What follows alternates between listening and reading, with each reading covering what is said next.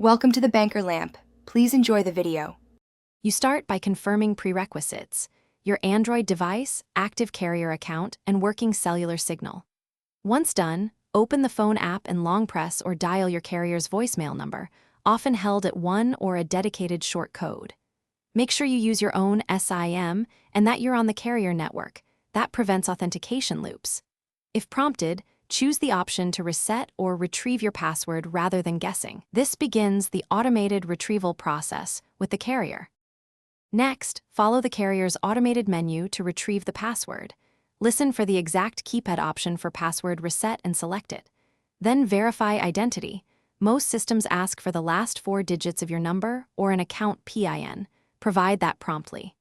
Once verified, the system will either text you a temporary password or deliver it over the call.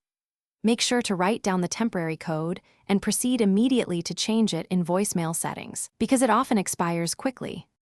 Finally, use the temporary password to log into your voicemail and immediately change it to a secure, memorable PIN so you retain access.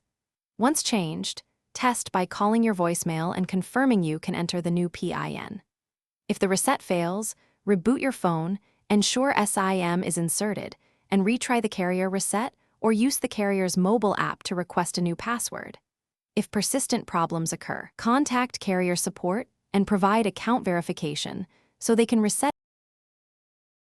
Thanks for watching. If this was helpful, leave a like and consider subscribing. See you next time.